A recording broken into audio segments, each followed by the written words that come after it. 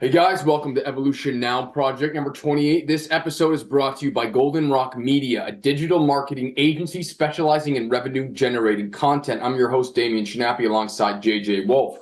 Our guest today is a high energy musician. He just recorded a brand new album and runs the Lionsgate Music Festival. The man's got rhythm and vision, and at heart, he is infinitely rebellious. It's our pleasure to welcome to the Evolution Now Project, Cozmic Theo. What an introduction. Wow. Thank you, Damien. My pleasure. Let's get right into it, man. So I looked at your Instagram, great collection of pictures and ideas and messages. In one of your posts, you write the crossroads, a place where paths diverge, where decisions are made and where beliefs are tested. When was the last time you, Theo, found yourself at a crossroad, and what belief that you held was tested? I'm in one right now, dog. I feel like in a way, the crossroads is it's kind of ever present, you know? It's like anytime there's a decision to be made or different routes to take. And I'm at multiple crossroads at the same time. I'm at financial crossroads, creative crossroads, relational crossroads, all at the same time. And I mean that. And some of that's a little bit too personal to share here right now. But specifically, I can share that I'm at a crossroads with Lionsgate around some of the artists that I want to bring into the space and what that's going to mean. Because with an artist comes their story and maybe some of their baggage and some of the things that make them unique. So Their reputation. what's that? I said their reputation. Their reputation, yeah. And so, as someone who's been through something like that, and I'll go one step further, and I really do want to. And I told JJ this. I don't want to go too far into this because it's kind of just private. But as someone who's experienced a level of cancellation, I don't want to turn my back on someone who's going through that. But also, it's like, do I want to take that on? So now I'm at a crossroads here, like looking at something that reminds me of myself, and I'm wondering, am I gonna open my arms to that, or am I going to kind of go the other way and choose a different road? How interesting. How interesting. I've got so many questions on my mind, and I'm sure we'll circle back to that.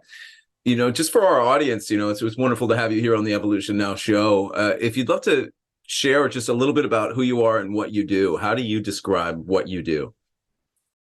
And I know you do a lot. You could maybe just in the musical vein if you want, or the full spectrum. Yeah, a couple years ago, I would have been really ready to give you some quips and just tell you what I do.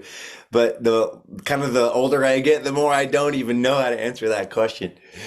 But yeah, I would say in the short way, what I like to do for myself is just to keep on growing and create a good life for myself and be kind. And what I like to do for the world is create transformational experiences.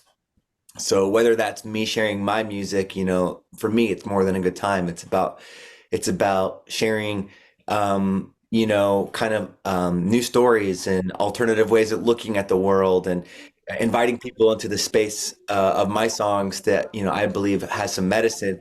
And then when it comes to event production, now I have more than just sound. I have an entire environment that I can curate because every change that occurs within someone happens in a specific place in a specific time. So what does it look like to specifically create those intentionally, those transformational containers? Well said. So like you said, for yourself, it's more than a good time. Your musicality, your expression, the events that you're curating, the transformational experiences. To push this in a musical direction, this conversation that we're having now, I've known you for a number of years now. I spent a little chapter up in Ithaca, and we've jammed. I've been to some open mics. You and I have road tripped to a music festival. I made a mini documentary about you a few years back, and you're a very musical cat. So I'd love to ask you, what is your earliest memory of music, and how did music take such a central role in your life path?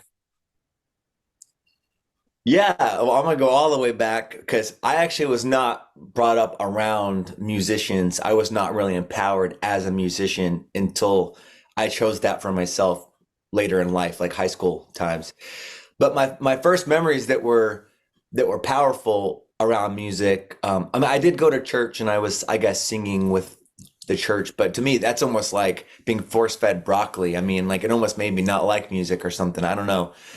Um, but some of my first experiences was when I sneakily got my hands on some CDs. I had like Smash Mouth and Third Eye Blind and Eminem, and I was like, I wasn't supposed to listen to secular music, so I was like sneaking it, and then I got caught and with my Eminem CD and then got in all this trouble. But I was like listening to Eminem and I was just really into that vibe of kind of like fuck the world, like let's be bad.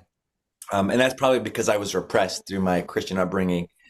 But then the thing that really galvanized me and my path with music was the song Bohemian Rhapsody. I was obsessed, absolutely obsessed. I listened to it hundreds of times. I can acapella the whole damn thing right now. I won't do it for you because it's embarrassing. But like that song just like tickled my brain in a way that made me feel like I want to do that. A little bit of Freddie Mercury. I mean, I mean, we will rock you. You could bring down an entire stadium with the stomping of the feet. It's such a powerful guy. And that Bohemian Rhapsody, I mean, everybody remembers, anybody who's been alive the last 30, 40 years. Wayne's World, man. Wayne's World. Is this the real life? Is it just fantasy? So good, man. So that's quite it. I mean, so like force-fed broccoli, the being forced to do something, even if it is an inherently fun thing, can make somebody rebel against it, right? And like you said, being caught with your secular music, this especially Eminem is a very provocative and antagonizing against the system, like Rage Against the Machine, kind of like fuck the system kind of thing. And you getting caught with that music. At what point did it turn into you picking up a guitar? How did you learn guitar? Because you're a masterful guitar player. I saw you get on your knees shredding a solo to a jam with Jason Basin down there at Connection Festival a few years back. So how did you bridge the gap from hiding your Eminem CD as a young teen to actually being somebody that's up on stage singing confidently and inspiring others to do the same? Yeah. So when I was a freshman, my mom met a guy online, moved us from Florida to Washington State, and moved in with this guy named Rob, and he became my stepdad. And he and I didn't really get along, but now a little bit later in life, I'm able to see some of the silver linings from that relationship. Is he had a whole music room, even though he didn't play. He had a drum set, guitar amp, et cetera, et cetera. So I had these things around and I was bored and I just started kind of noodling. And then he was bringing me to church and there was a band at church, like the worship band. And then the worship band kind of spun into this like Christian rock band. And the lead guitarist, his name is Luther, he offered free guitar lessons to everyone at the church. So like 30 of us came because he shreds and we all came to lessons. And then I was a slow learner. It took me like 2 weeks to learn the first chord. I was not really apt to guitar at all. And then the next week there was like 20 people. The next week there was like 10 people. And after like a month, it was like me and one other dude. And after 2 months, it was just me. And I was getting one-on-one lessons with this guy every week. I paid him with a 12-inch Subway. And I mean, and I got to a point where when I got home from school, I would run straight to my guitar. I mean? I just like wanted to be around it. And I really learned to enjoy it. So that's when it really started for me. Yeah. I was 17. Beautifully said. Beautifully said. What do you think about that, Damien? And Yeah, Damien, tell me a little bit about you and your guitar as well. I don't think any of our audience knows that you play. Yeah, no, I mean, not so much lately, but I like the fact that you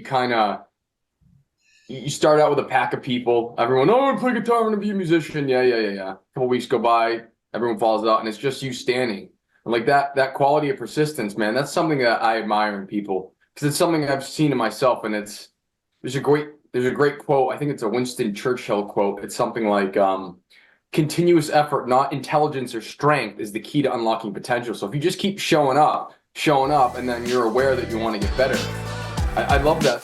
Hey guys, hope you're enjoying this episode of the Evolution Now Project. These days, every business needs to have a solid online presence, and it's a good idea to work with an agency that knows how to harness the power of social media and content creation. This episode is sponsored by Golden Rock Media, a digital marketing agency specializing in revenue-generating content. They provide social media marketing solutions designed to harmonize with your business goals to bring you the results you're after. If you want more customers and more leads, Golden Rock Media can help you to develop a content strategy that will bring your business to the next level. Golden Rock Media helps businesses by producing scripted content, ad campaigns, live event video capture, as well as online courses. Find out more in the show notes here in the description or at goldenrockmedia.com. If you mention Evolution Now Project, you can sign up with them for a free 30-minute marketing consultation. Now back to the Evolution Now Project. So you mentioned something about like wanting to grow and be kind. So how do you measure growth, Theo? And I'll jump that into certain sections. As a musician, as a man, as whatever, how do you measure growth in your life? Yeah, wow, man, that's an interesting question. How do you measure growth? I think that there's, you could say self-awareness in a simple way. You could just say it's knowing who you are and then how that relates to the world, because who you are in the world, it's not random. There's like some kind of choices, some kind of intent, some kind of agenda or purpose. So that means that when the world throws something at you, that you're not going to be phased and blown in the wind. But then there's also an element of not swimming upstream and learning to like work with the world and not against it. So, and there's like a real nuance and a real dance there. So I guess to me, growth is, becoming fluid and graceful in the dance. And grace is a big part of it, because in a way, it's going to happen either way, but you can either go kicking or screaming, or you can just go with a little bit of dignity and choose the path of grace, I love that you brought up grace. That's a great, and it's so true. It's a dance of like going with the flow, but also kind of carving out an identity, because that's difficult. Naturally, I think we all kind of want to just chill. But we know that chilling won't create the version of us that will be able to do what we are meant to do, that we know we're meant to do in our heart. So that it's kind of like being comfortable with the paradox. So grace, you said grace, I think, is spirituality. So naturally, you're very much into music. Does spirituality play it all into your music, into your rhythm of your life? Absolutely. Yeah. I always feel trepidatious with that, because it's like, oh, how spiritual are you? I'm like, oh, very spiritual, kind of like, but yeah, it's definitely informed my music. I came into appreciating some more spiritual musicians maybe about 10 years ago.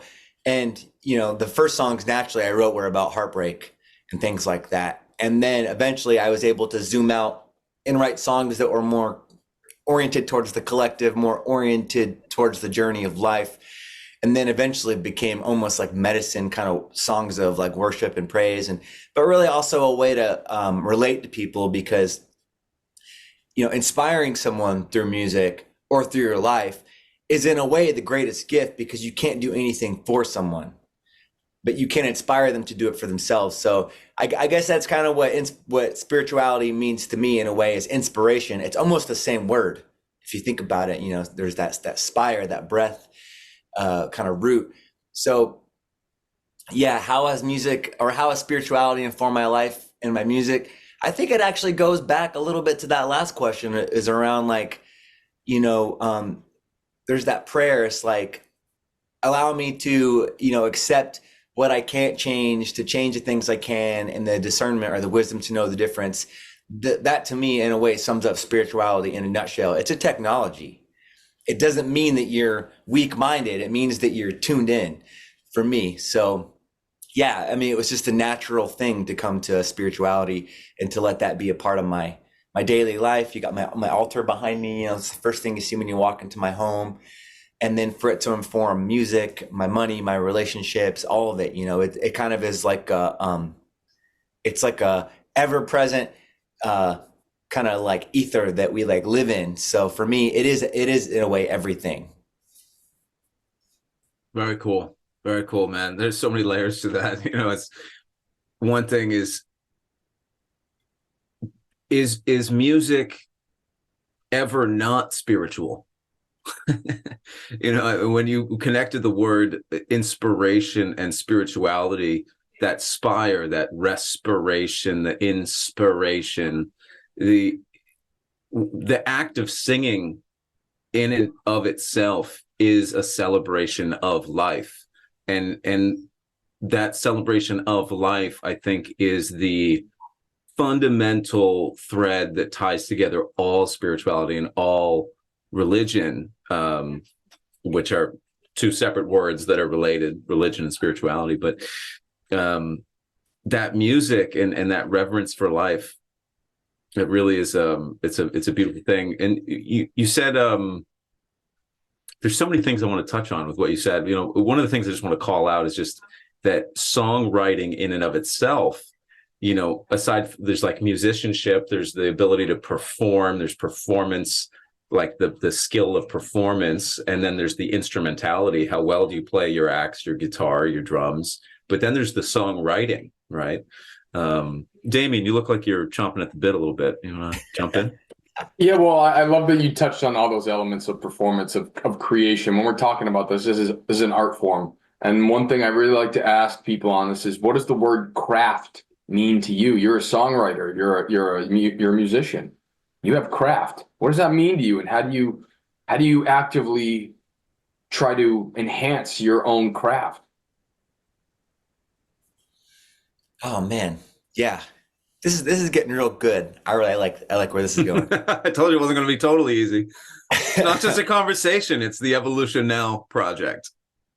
Yeah. Oh, I just want to actually just go back a sec to what JJ said, is that you're right. Like there was a time in our human awareness in a more, like pre-colonial thing where pagans or I'm thinking specifically of Hawaiians, spirituality wasn't some abstract, we go to church on this day. It's like you're living in the temple. You are the temple. Aloha means like with the breath, the breath of life, the ha. And, so in a way, you're right. When is music not spiritual? When is anything not spiritual? Yeah. It's like the ceremony of life. And that's something that we say in the Native American church, is that when you leave the teepee, when you leave the ceremony, now you're going into the real ceremony. You know what I mean? Now it really begins. The ceremony in essence, the church is practice for the real deal. So yeah, absolutely. It's not, there's never a time when you're not, even though it can feel that way. And it's also okay to be irreverent and to be sloppy and to have your imperfect human experience. But that's the beauty of what I would consider to be God, is that all of that is contained and all of that is allowed to be within that. It's not, there's nothing that's outside of God, so to speak. At least I understand. When you subscribe to the idea that everything is the spirit, it's all creation, it's all God, it's all connected, because there's that. Yeah, it's a cool way to look at it. So you got into music as a teenager, it sounded like. Your mom's boyfriend up in Washington, I think it was, had a music room. And now, how much has travel impacted you in because you got into festivals? I know you, like, people that haven't been to music festivals and people that have been to music festivals, it's two different schools of thought. Once you go to a Campout music festival, you realize it's like, okay, it's like a different environment. It's a place where you're immersed and you're caged in with a bunch of happy people who are there to enjoy life and enjoy the music. Now, how did traveling and music festivals impact your development of your musicality? And then if you want to bring in Hawaii, because I know that spending time in Hawaii was also a great catalyst in your musical journey? Yeah. Wow. So much. I want to answer that and try to loop it back to what Damien said about the craft, and also what you said about songwriting. Is so, music, in a way, I read this quote. It said that art is how we decorate space, and music is how we decorate time. Because music cannot exist in a single moment. It's delineated in this kind of experience where all the sounds at once wouldn't make a whole lot of sense, but when you stretch it out and turn it into something kind of linear. And then there's also, like you said, there's all the instruments and how they play together, and then there's how the notes and the rhythms correspond, and then there's the lyrics and the story. So there is so much there, and it's really wild, and it definitely is a craft, especially songwriting and arrangement. Every instrument in itself is a craft, whether you're playing drums or singing or but then when you want to like really arrange something and tell a story, there's even another level of the craft. So when you look at someone playing guitar and singing, as sounds like Damien, you do that, and JJ, I know you do that, just to give yourself a little credit that you're doing a lot there. There's a whole lot going on. And going to festivals was probably, I'd seen some concerts. My first concert was actually DC Talk. It was this Christian band. But then the first one that I really claimed was Aerosmith. And I was just like, damn, this is so cool. But that was like a lot of like older people, because I classic rock, because of Bohemian Rhapsody, classic rock became my entry point. It was like Queen, Guns N' Roses, AC/DC, Led Zeppelin. Then I found the Beatles, spent like 2 years studying the Beatles. And then eventually, once I got past that, I was able to come into all the other genres and more modern. But I definitely got frozen in time for the first 5 years of my journey. I was like not listening to anything newer than the 80s.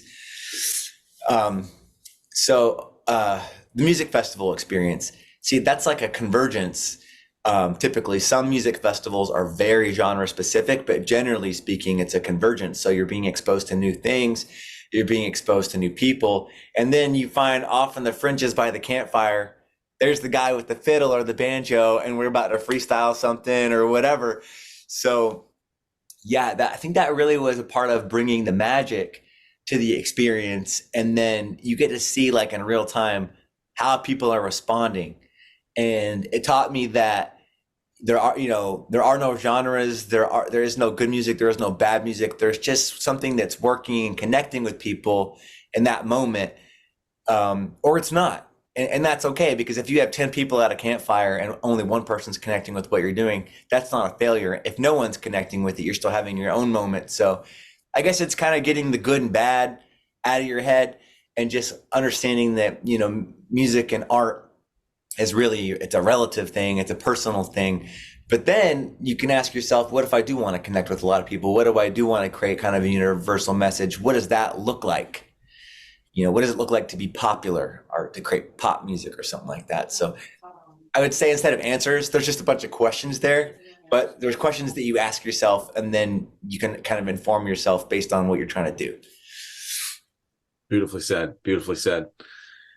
So were there any particular journeys that you went on to music festivals in your 20s, or were there any, I'm trying to ignite some storytelling time here. So were there any moments where like you were like under a full moon, you got a guitar by a fire and you're singing something or freestyling in the woods, or some moment where you go, this is my thing. I'm sharing my voice. I'm present. I'm collaborating. I'm impacting the world in some way, or that. And then also I'd love to hear about because you went and lived by yourself in the forest for some time in Hawaii or something. And I remember you sold me one of your guitars that you had out there that Tubby Love had played, you told me. And so I'd love to hear about any impactful moments you had in the festivals or around music, and how it relates to any of your traveling journey, particularly Hawaii.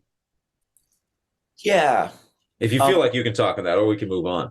Oh no, it's cool. It's cool. I was just gonna say that I don't think a lot of my early festival experiences were just very yin. I was just taking it in.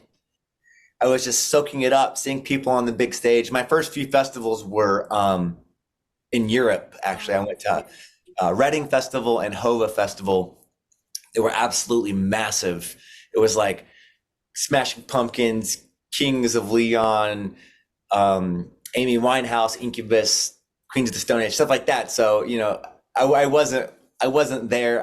We did end up jamming a little bit, but I was just taking it in a way, and being inspired. And it was really something to see a production of that size, and then to be in the goo with all these kids, you know, we're all like on stuff and running around and discovering, you know, kind of like Lord of the Flies, kind of how it works, you know. But then I think, yeah, maybe some of my first really big moments. I'm gonna pause and go back a little bit. So when I was 17, I started playing guitar, and I was like, oh, look, I'm really good, and like I could start a band. So within like 6 months of playing, I was like already playing shows at different churches and different events in near Seattle. And I know it sucked. I absolutely know it sucks so bad, but I didn't care. I was just like, put me in, coach. You know what I mean? So I dove right into it, and that's okay. That's how I did it. But I wouldn't feel like I was connecting, because I probably was like, had my eyes closed and I wasn't even looking and had no idea what I was doing. I think when I really started to connect with music as a way of connecting with people and a way of sharing myself was in Kauai. Like you said, when I was living in Kalalau, it's this remote area on the Nepali coast. And back there, there's no electronics and there's like no electricity at all. So basically we're around the campfire at night. And there's only so many campfires, so we tend to congregate, and probably kind of how it used to be for millions of years before we got all modern. So we would wind up at these campfires, and if you had an ukulele, most of us only had ukuleles because it was a lot to have a guitar back there. But if you had an ukulele, people loved that. You know, it was like bonus points. So, and they would listen because there was nothing else going on. It was like storytelling, jokes, talking, and music. So, you know, that's where I really remember having an audience, a captive audience of 10, 15, 20 people, and people like, you know, listening to your songs, learning your songs, singing them with you, and then even asking you to play, hey, would you play that song? And that feeling, I love that song, you know, like that feeling of like you have something of value and the people really want it, and it becoming almost like a currency. It seems like in modern day, we've lost sight of how we value our artists. You're either valued to an extent to where you're living this illustrious lifestyle, or you're scraping by, not, you know what I mean? And that's the more common story. So just to feel something outside of that, and to feel that music was, that music was a currency that you could kind of give people. I love that you said like people like sing that song and can you play this? And they're connecting with your music, and that's great with the currency. And it's so true. I think social media has taken away some of the mystique of being an artist, because everyone like, what's the process? What do you do on the day to day? Like, I'm a big believer that having some mystery, having some mystique to your craft enhances it, because look, you can share with what you're doing on the day to day, and that, you know, creates the habits so that you can mature in your craft. I think that's a big part of it, because if you go with the flow, you're only going to kind of do it sometimes, versus creating the flow. And after a while, going with the flow is engaging with your craft on a daily, sometimes multiple sessions per day thing. And so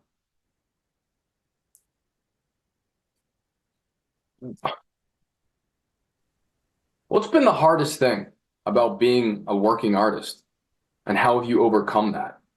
How do you create that congruency? Because there's so much uncertainty being an artist. And how do you use that uncertainty to your advantage? Yeah. All these questions are so jam-packed, like conversations in themselves, you know, like you could like write a dissertation on any one of these questions.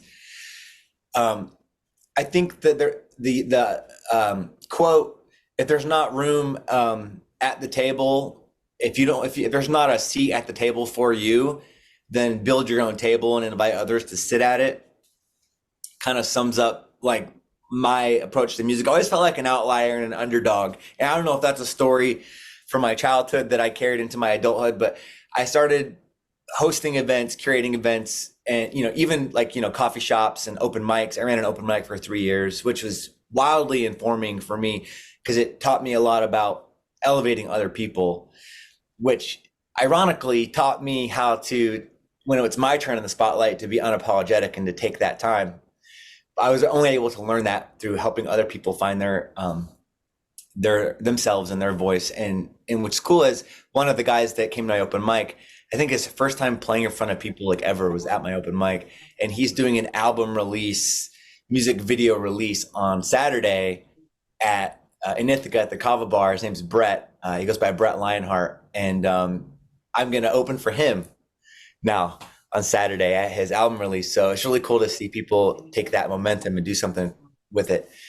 But the hard thing, I think for me, was around feeling included, and then instead of making myself a victim out of that, was to like just to create my own places, my own spaces for people to gather and for music, because music is a culture. It's not just like guy on stage, people in the audience. If you look back at like honky tonks or blues culture or even EDM, it's like a whole scene. It's a whole thing with people and so we all have the ability to create our own culture. So that's what Lionsgate has been for me, and that's kind of where it sent me, was not just being the guy on stage, but if the real value of music is about helping people heal their lives and to inspire them, I don't need to be the one on the mic. You know what I mean? I can just be the guy that's like behind the soundboard or running the lights or is anywhere I'm needed to help that happen. So it took me into events. And then, I guess another major obstacle was around kind of like not knowing where to take it. Like, do I want to do acoustic music and sing these heartfelt songs, or do I want to like be a DJ, or do I want to be in a band or whatever? So sometimes it can be a little bit paralyzing having all these options. And weirdly enough, they all kind of end up, when you stay with it long enough, they fuse back together, and it kind of becomes like this hybrid path of you, and it's all parts of you, aspects of you that didn't seem like they would fit together. And like, instead of emulating other people, you start to kind of like build this like composite form of yourself. And this might go way beyond music. This might be kind of like life. Like, for example, like JJ, I know he's a musician and a filmmaker, and he's also, into coaching and platforms and stuff like that. So now all that's kind of melding together into this project.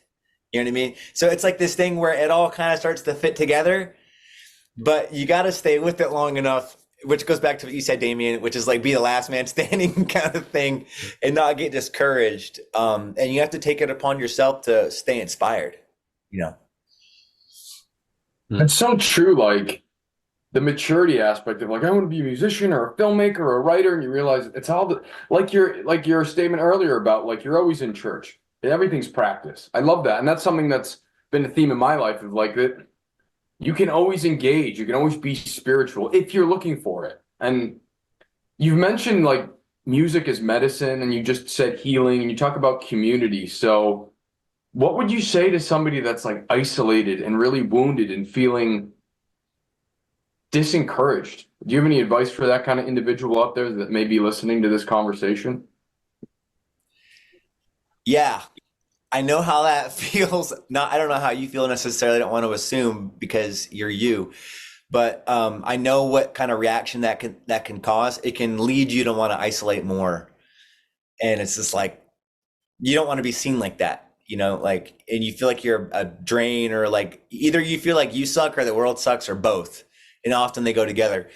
And you kind of have to short circuit that and break the feedback loop and just find something that you like, something that inspires you, and get out and do that. You really don't want to go down that road, because no matter what perceived limitations there may be, whatever it is that you want, get inspired about something, pick something that you like and pursue it. Anything. Could be coloring with crayons on the wall. Yeah. And there's a whole bunch of cool shit out there. Like I suffer from having too many passions, like one of the things I love is paintball. I played paintball throughout high school, and I put it down for like 10 years, not because I wanted to, because it just takes a lot of resources. And then during COVID, all the music shut down. So I said, fuck it, I'm going to go buy a paintball gun. I got a paintball gun, went out, started playing, got way back into it. And it turns out I still got it. I play competitive paintball. So we have a team, and we wear jerseys, and we go out and compete. And there's a timeline where I could literally just be paintball. I could put everything else aside and just do that. But no, I have to fit that into my life, along with my almost 10-year-old daughter, and my event and my music, and then my love for cryptos and NFTs and spirituality, all that shit. So, and trying to have a girlfriend too. So, but yeah, it's good to foster kind of a perspective on life as a playground and as an opportunity to, to have an experience rather than some kind of loathsome obligation, but I know how it feels to be depressed. And I would probably, even what I'm saying right now, would probably annoy someone who's in that space. But fuck, man, don't do that. I don't know. It's I think if I was in front of someone like that, what I would try to do probably is match them energetically instead of coming at them from some kind of Tony Robbins thing. I would try to match them, and then I would try to lift them up from where they're at.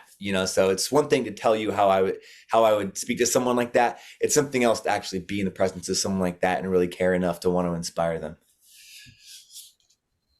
There's so much energy that just came through, man. You just got so animated. It was really beautiful to see.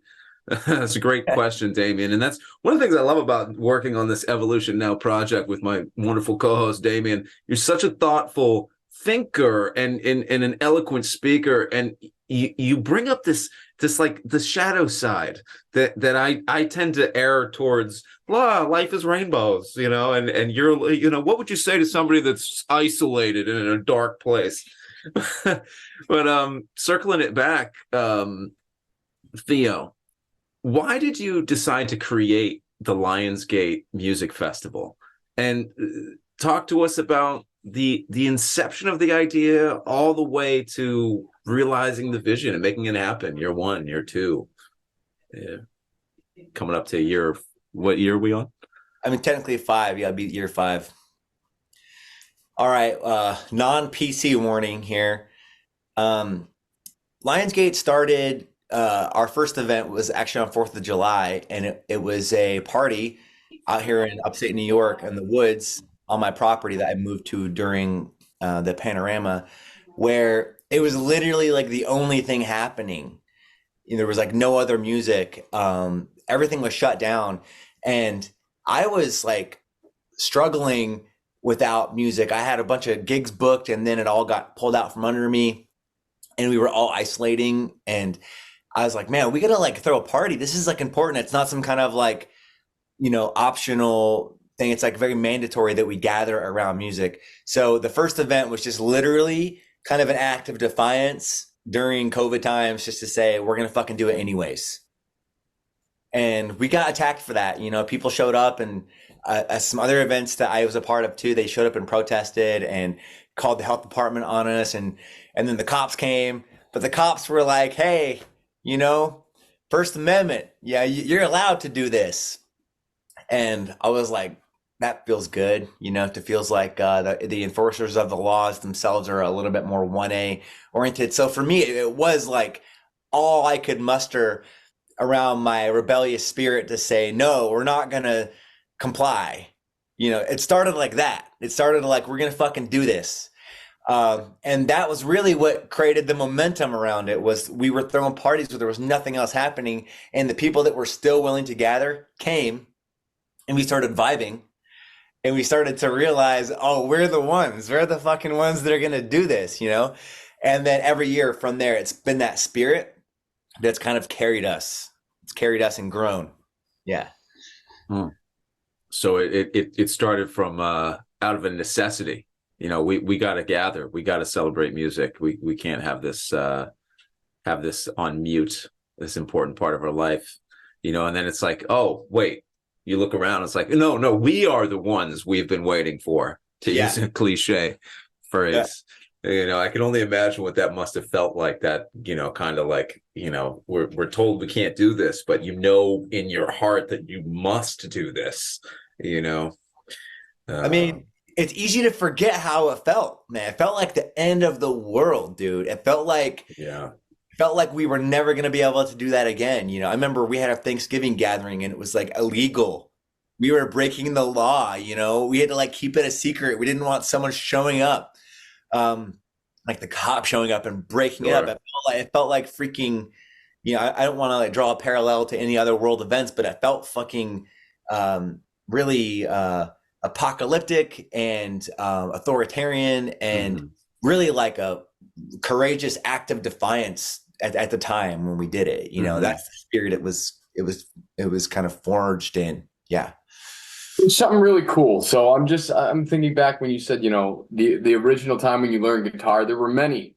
The many became one, which was you. And then you, the one, started hosting coffee shops and open mics, and then you had this Lionsgate. So through the one became many. And that right there is a microcosm of your evolution.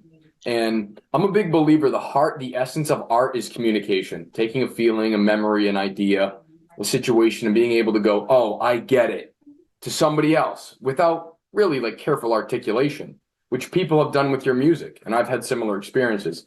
So that really speaks to you and your development as a person that is self-aware and that is, going with the flow, but also swimming upstream, that you can speak so eloquently and so peripherally about your experience and how it all weaves together in this tapestry of your life. And I just want to say, man, it's very, very inspiring to hear someone that is an artist, that is creating community, that's gone through healing, that looks at his craft like a medicine, speak with elegance and precision. So bravo to you, sir.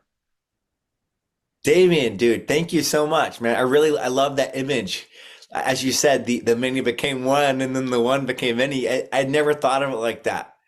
It almost creates like a torus, like like an hourglass where there was like a bunch of sand and it comes down to this point and then it kind of now spreads out. That's a beautiful image, man. And I think that in a way, that's a really good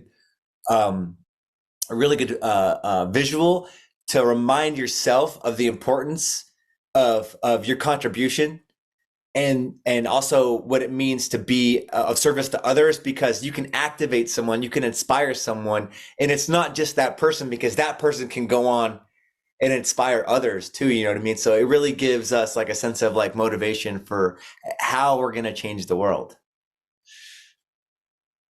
Yeah, you set off a chain reaction, right? The butterfly effect. Yeah. I love that. Oh man. There's a topic I'd love to get into, or even just to touch on. And it's the idea that songs hold cultural memory and they hold the culture, just like a book, like the, Huckleberry Finn or Catcher in the Rye or Macbeth. These books encapsulate periods of time and culture and humanity. And I spent a lot of time in Miami, and there's over the last few years, particularly incited around the pandemic, and after that, at South Point Park, which is this beautiful little park at the south tip of South Beach, an organic cultural movement began to erupt, and drummers would gather and people would dance. And it was happening every Sunday. Initially, one of the first groups to gather in that park is maybe about 5 to 7 years ago. There's an acro yoga Sundays and Wednesdays, an acrobatic yoga meetup where people hang out, and they hang out and they do handstands and backflips and some yoga stuff. But then the drummers arrived, and it really just blew up. I mean, over a few years, they got to the point where there would be hundreds of people in a mob in this park. And there's a couple very, very high end. We're talking, I can't confirm any names, but there's definitely some billionaires that live in these buildings, these towers right over the park. And it got to a point where there were so many complaints of the drumming that it's now illegal to play a drum in the park, which is a sad day for cultural expression. When you think about Latin culture, you think about dance culture, you think about the African roots of the skinhead djembe drum.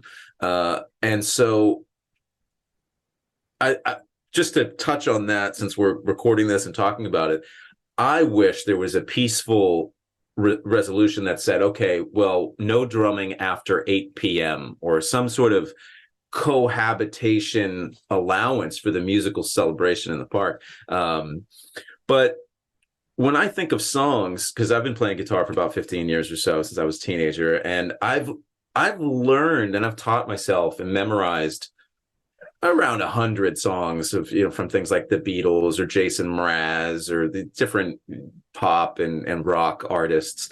And every song that I learn, I feel like I'm holding like a packet of culture in my soul.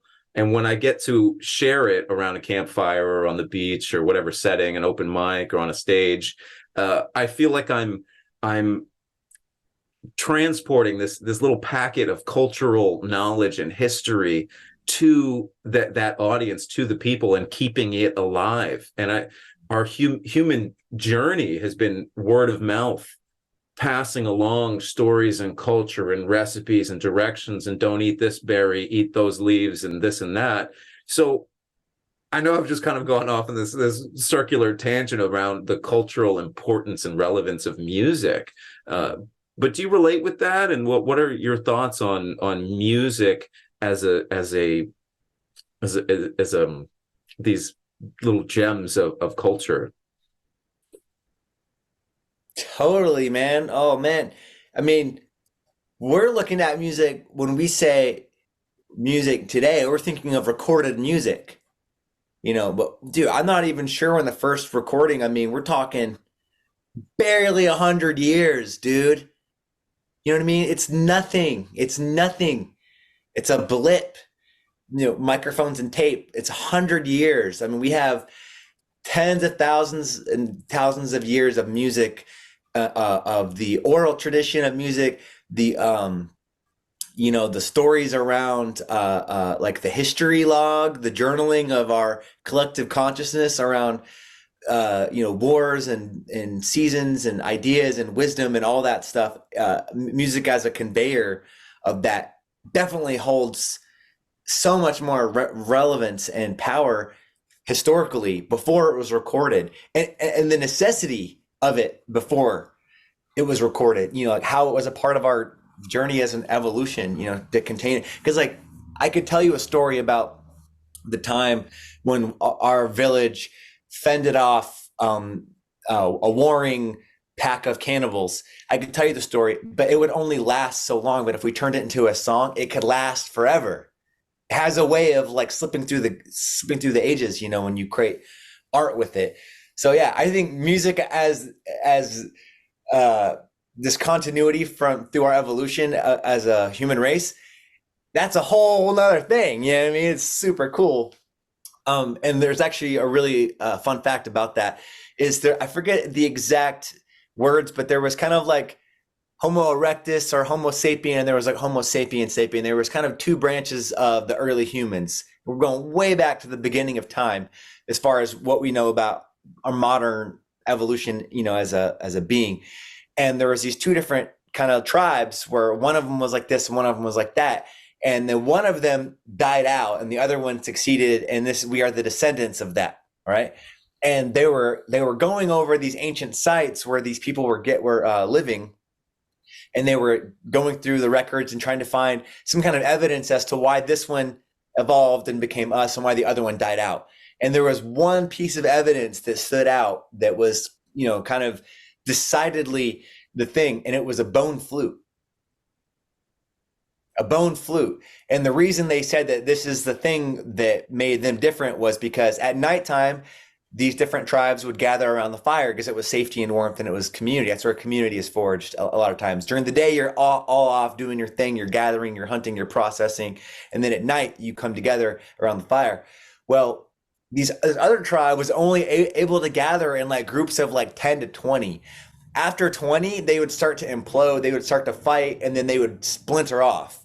So that was limiting as to how far they could come together as a group. Where this other tribe, at nighttime, they had the bone flute. So they were able to gather in larger groups and they were able to build enough sense of like, oneness or camaraderie or community in order to grow into larger 20, 30, 40. They were able to grow into larger groups because of the bone flute and because of the music. So in a way, music might be the reason that we're here today, like for real, you know what I mean? It's not abstract, it's like for real. It's very cool. You absolutely can't discount that. And what you're talking about pre-recording is like the ritual aspect, you used ceremony earlier. And I like that word. It's a strong word contextually, the ceremony of your craft of playing music, of storytelling, bringing people together. How, a story will endure when it's spoken, the spoken word before recording. And even 100 years ago, it carried so much more weight. And to add that to the rhythm and the texture of music, it's just different. And like we've all seen our favorite bands, hopefully in person. And then we've seen like video recordings. There's really no comparison. Yeah. Yeah, man. I love that. I mean, I love again, Theo, you have a lot of enthusiasm, my friend. You're somebody that brings a lot of energy to the table, and it's always wonderful to get into conversation and collaboration with you. The idea that music may be the reason that we're still here is amazing. And science has a way of analyzing things. It's like, it takes apart a dead animal and it says, hey, this is a liver and this is a heart and these are the veins. And it's like things happen and then science explains a reason how it happened or why it happened. But I would posit that the ability, the relationship between our memory and our brain's capacity for storing information, that the making song out of our cultural stories helped our brains to hold on to the information to pass it on to our young ones, whether it was 500, 1,000, 2,000, 3,000, 4,000 years ago. The idea of, songs that contain information about like, Johnny was running from a lion. He picked up a stick. That's how you get the lion. Like whatever the song is, or like, Sally went shopping in the woods and she picked a green leaf and it killed her, or like, whatever. But hey, let's I'm going to jump into another thing we have on our blueprint here. And this is one of your posts. You said, I'm not afraid of hurting. I'm afraid of letting myself down. I would rather feel alone than nothing at all. Talk about this post you made. Oh man, did you go snooping on my on my wall? Oh my God. I don't even know when I wrote that. Probably after a breakup. Yeah, probably after a breakup. Wait, say it again for me, JJ. I'm not afraid of hurting. I am afraid of letting myself down. I would rather feel alone than feel nothing at all. Ooh, that is potent. Yeah. Not afraid of hurting. Yeah. I think that, my greatest fear in life is to be on my deathbed and feel like I didn't do what I came here to do. It's my greatest fear. And that right behind that is being eaten by a bear or a shark. But it's like, the scariest, it's like, because that sense of regret and there's no way to make it right. You know what I mean? That like, oh my God, I came here on planet Earth and I incarnated and I had this mission and this thing that I was supposed to do with my life and I didn't do it. So, I know pain and hurting is a part of the process. So I accept that. But what I don't accept is to really not live my purpose. And then I think when it comes to being alone, a lot of that is around settling. I've been someone who I've been through, I'm 37 years old. I'm not married, never married. I do have a almost 10-year-old daughter who I love, but I've really been someone who has like chosen his life path and my offering to the world. Like in Hawaiian, they say the kuleana, your contribution to the world and to the community. I've put that first. And I've said, hey, God, if you want me to be with someone, she's got to be able to hang with that, because I'm not trying to Netflix and chill. You know what I mean? So yeah, I guess that's what I'm pointing to is like, even in times where I feel alone or I feel sad or defeated, that I remember what's most important to me. Oh, beautifully said, man. Beautifully said. And yeah, we did. We went snooping a little bit and kind of pull up some of your creative threads of things that you've put out there. Just to touch on this topic briefly, what are your thoughts on you spoke about community, and so what are your thoughts on relationship and our, I guess, our values interpersonally? What do you think about that? Interpersonal values. Yeah. Well, this goes a little bit back to the thing around the bone flute and the fire is like, it's one of the kind of truths of in order to like have that conversation, you first got to get to the point where you're like looking at that now collectively. We evolved in tribes later, was like 100 to 200 people, and we worked together. We maybe all had different, I like this, you like that, whatever. My favorite color is this, your favorite color is that. But generally speaking, we're all on the same team. We have the same shared values. And that's where religion comes into play. It's like the shared value system of spirituality. So, I mean, it's part of our evolution. It's an absolute necessity. But what's happened here is we've like blown this up into like now America, 300 million people, we're all supposed to have the same value. We're all supposed to have the same religion. We're supposed to like the same artists. So it's gotten so weird and so blown up and so unnatural and like bloated that like it's hard to even draw parallels to what we're having in a common experience versus how we evolved. So yeah, shared values are incredibly important. And in a way, that's kind of like what music is. Like, if you like an artist and I like an artist and we're in the front row watching this guy play and he's saying something like, we're all in this together. And then you and I are up in the front and we're all singing it at the same time, it creates that shared experience, that shared value. And that really brings people together.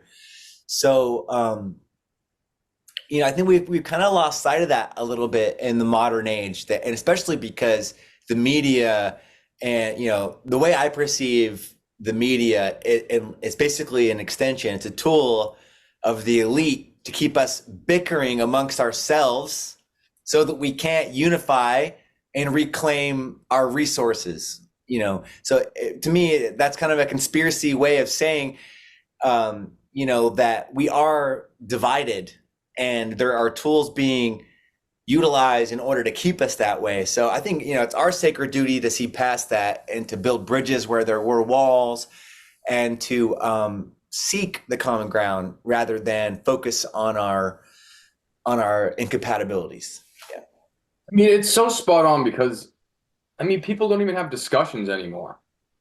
They don't. A discussion would be like, I talk, you talk, we see if we understand each other, and then we talk some more. People are just so prone to argue, which is I'm waiting for my position to talk. And even now, argument seems like it's ice melting, where it's like we just want to fight. We don't even let each other finish politically, socioeconomically, all these things.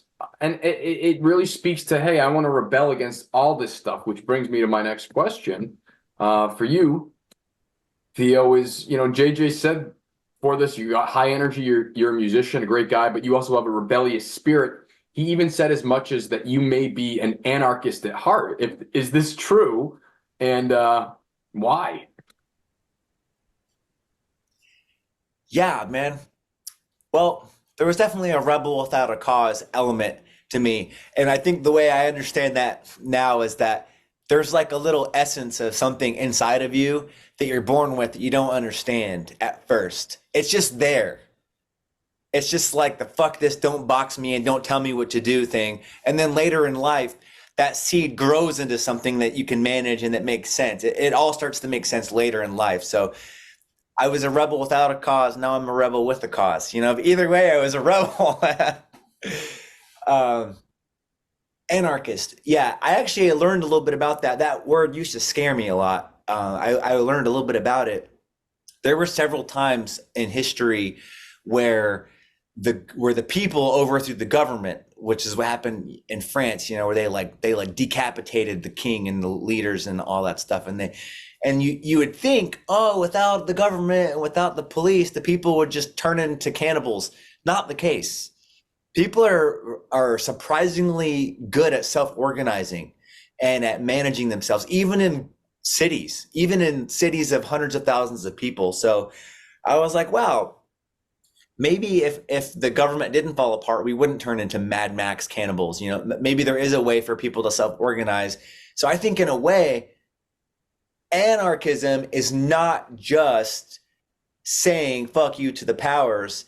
It's saying, I believe in the human spirit. I have enough faith in humanity that we have what it takes to do it without that. There's another way of relating. So I think, yeah, I have created a little bit more understanding around that word. I wouldn't identify as an anarchist. I don't think of myself that way. The outcome I'd like to see with humanity involves not a complete breakdown of all the systems at play. Although it seems like the powers that be are really intent on keeping their claws in there, controlling us through fossil fuels and other energy and information and money and finance. And like right now, they just approved another 100 billion for the wars over there that they're making so much money. I didn't approve it. Did you approve it? I didn't approve it. I actually did. I was like, fine, guys, go have fun. Oh, you were there while we were watching the Super Bowl? You were at the meeting? It was me. Sorry. I just impulsive. I was like, fuck it. As long as you give me a cut. Yeah, no, I hear you. It's fucking banana bread. But on a more positive note, you just recorded an album, correct? Yeah, I just recorded my first full-length album with Aaron Lip at Temple Cabin Studios up here. So before we wrap up, let's touch upon that album. And is there a message that you think is at the core of your album? And if not, or if so, you can elaborate. But how would you describe your sound of this album, your style? Well, we decided to do about 60% of the album live. So we had a band in there for a day, bass guitar, drums. And we tracked it without a click. So it's like live takes. So yeah, we're going for kind of a raw sound. And I think the theme would just be like, hey, this is the human spirit. This is the ability to triumph over adversity. This is kind of the curious outlook on life. The songs are all different. They point towards different things. Like one of them is about Burning Man, and about like breaking down on the side of the road in the desert and shit like that. And the song is called I Am Coyote.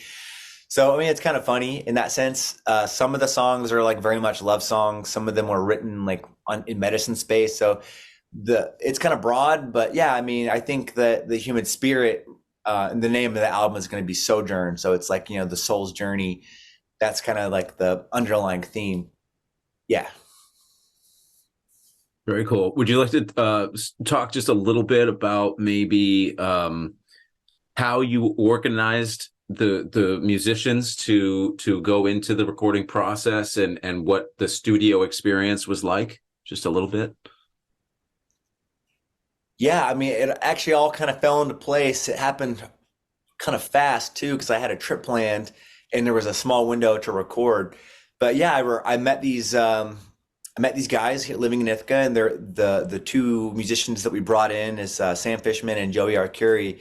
They're in a band called Driftwood, really amazing folk band. And we did one rehearsal before they learned the songs. They're pro, so they just picked them up real quick. And then Aaron Lip, the guy who runs the studio, also played on the album. He picked the songs up really fast too. And we just got in there and we just knocked them out, man. I don't know how to say it. Like, it wasn't really overthought or overplanned. The process was really beautiful because the songs took on new dimensions and went in new directions that I was not expecting. And part of me was like, the control freak was like, ah, and the other part of me was just like, let's just go this way, y'all. Like, and luckily I was able to surrender into that more. And we'll see. I mean, I haven't even heard the track songs yet, where he warned me against over listening. He said, let's do the mix and like, don't inundate yourself with these songs, let yourself rest and then come back to them more fresh. So I've just taken a break, but yeah, we're excited. We're planning an album release on April 26th, and we're going to have the band back together here in Ithaca. Super excited. Amazing. For Amazing, wonderful. And where can people find you, find out more about what you do, or get involved in your music? How would you like people to reach out to you and connect? Yeah, I mean, Instagram's cool, Cosmic Theo with a Z. I'm also on Spotify and Facebook, and that's kind of probably the best place right now. But the platform I'm most excited about exploring is YouTube.